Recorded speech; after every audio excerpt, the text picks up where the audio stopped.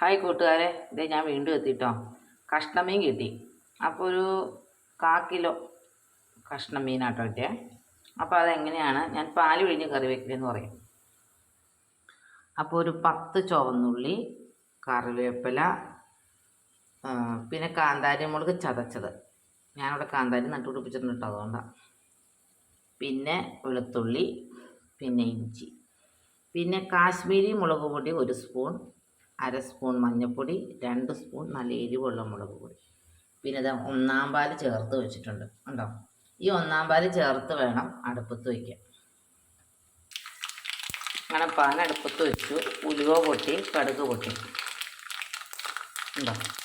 അത് കഴിഞ്ഞ് കറിവേപ്പില ഇടുക.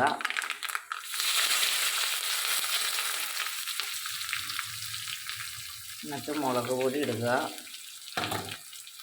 എന്നിട്ടൊരു മൂത്ത മണം വരുമ്പോൾ എല്ലാം കൂടെ ചേർത്ത് അടുപ്പത്ത് വയ്ക്കാം. ഇത് അങ്ങനെ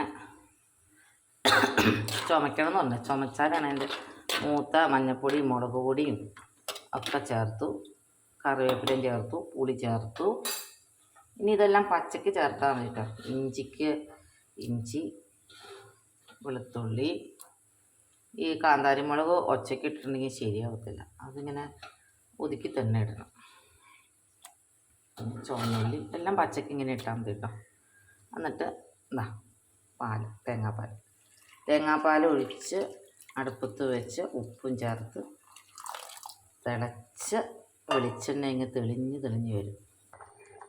അങ്ങനെ മീൻ കറി അങ്ങ് തിളച്ചതാണ്.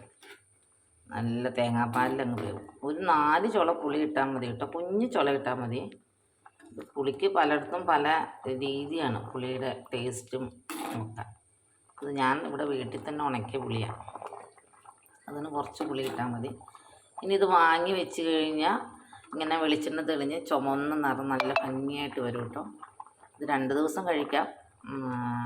2 ദിവസത്തിൽ കൂടുതൽ കഴിക്കാൻ പറ്റില്ല തേങ്ങാപ്പാൽ ചേർത്തേക്കണം. അപ്പോൾ ഓക്കെ, ടാറ്റാ.